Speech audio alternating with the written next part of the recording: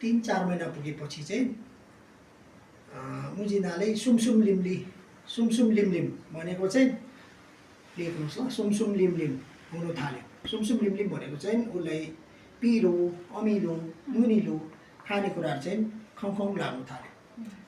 अब त्यो चाहिँ गर्भधारण भएको 3-4 महिना पुगेपछि है। अनि यसरी नै अब रातो माटोहरू कालो माटोहरू खाँदै खाँदै दिनचर्या चल्यो।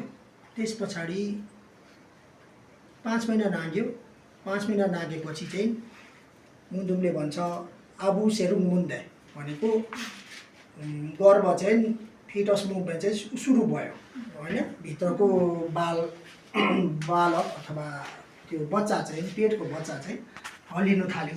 हल्लिनु थाल्दाखेरि चाहिँ उसले अब अनौठो महसुस भयो।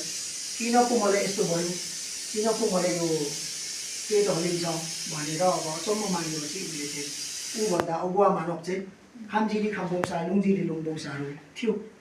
खामजिरी खाम्बोङसा लुङजिरी लुङबोङसाहरू चाहिँ लामेन्दा नामेन्दा भन्ने ठाउँमा बस्थ्यो र ऊ पहिले लामेन्दा नामेन्दा ठाउँमा गएर मलाई यस्तो भयो, मलाई समस्या यस्तो छ, तपाईँहरूको अनुभव के छ भनेर सोद्धाखेरि खामजिरी खाम्बोङसा लुङजिरी लुङबोङसाहरूले हामीले केही थाहा छैन यस विषयमा।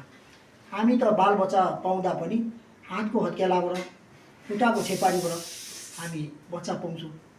हामीले यो गर्भमा बस्ने पेटबाट नानी जन्मिने हामी यस्तो गर्ने चाहिँ हाम्रोमा अनुभव छैन भनेपछि मुजिना खेवाउन फिर्ता आउनुभयो, आफ्नो ठाउँमा वापस आउनुभयो र अर्को उपाय उहाँले रच्यो सिक्कुमदिङ निवादाङमा। अब माइन्ड अनि ज्ञानको खानी त यता तागेरा निवाबु हुनुहुन्थ्यो अनि तागेरा निवाबुकोमा जानुभयो। तागेरा निवाबुकोमा गएपछि आफ्नो समस्या बतायो। मलाई यस्तो पेट हल्लिन्छ, आबु सेरुङ मुन भन्यो। आबु सेरुङ मुन भनेको चाहिँ गर्भ हल्लिनु। हल्लिएपछि मलाई यस्तो हुन्छ किन पो, मसँग त कुनै अब केटाहरूसँग कुनै मनुष्यसँग लसपस पनि भएको थिएन, यस्तो मिक्स भएको पनि थिएन, मलाई अचानक यस्तो भइराखेको छ के भयो भनेर सोद्धाखेरि तागेरा निमा पुमाले ल मेरो खुट्टाको चुच्चोमा खुट्टाको छेउमा टुप्पोमा सुत र सपना हेर, तिमीले सपनामा सबै कुरो देख्नेछौ पाउनेछौ भनेर तागेरा निमा पुमाङले सुत्नु लगायो र सुत्नु लगाएर बिहान बिउजिँदाखेरि सपनामा उहाँलाई छर्लङ्ग भयो। अनि बिहान तागेरा निमापुले सोध्नुभयो के सपना देख्यो मुजिना भनेर सोद्धाखेरि मुजिना खेम्नाले म त यसरी उरी बतासको बच्चा जन्म दिएको, म त उरी बतासको गर्भ पो बोकेको रहेछु भन्ने चाहिँ सपनाको कुराहरू बताउनु भयो। र त्यतिखेर हो सपना भनेको जेठो हुन्छ, कुनै घटनाको लागि सपना नै जेठो हुन्छ।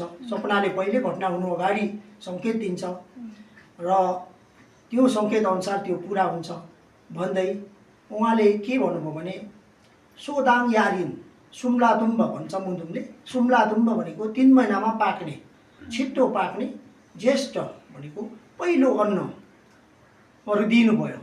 त्यो के हो भने कोदोमा हामी ताकमारो भन्छौँ, यो जङ्गली कोदो जङ्गली गैया यो चाहिँ धानमा चाहिँ ताकमारो भनेको धान हो। त्यो चाहिँ एक प्रकारको प्रजाति तर जङ्गली धान। अनि पारामा कोदो हामी जति पनि अहिले यो बारीमा रोप्छौँ त्यो होइन, जङ्गलमा फल्ने बारी भस्मी फाँडेर होइन ढोडिया गरेर त्यो दिनुभयो। र अर्को प्या भन्ने एउटा त्यो पनि अनाज हो र एउटा 3-4वटा जेस सुम्लादुम्ब अन्नहरू दिएर बिजन पठाउनु भयो। त्यसको साथमा उहाँले मर्चा पनि दिएर पठाउनु भयो। मर्चा यो अब सुत्केरी अवस्थामा यो अब अल्कोहल चिजहरू खाएर चाहिँ अलिकति पेन रिलिफ हुन्छ त्यस्तो महसुस हुन्छ भन्ने चाहिँ तागेरा निवाफुबाट नै यो अल्कोहल सेवन गर्नु चाहिँ सुरु भयो। हाम्रो मुन्दुममा चाहिँ त्यो आउँछ। अनि त्यो मर्चाहरू दिएर लु जाऊ तिमी फिर्ता जाऊ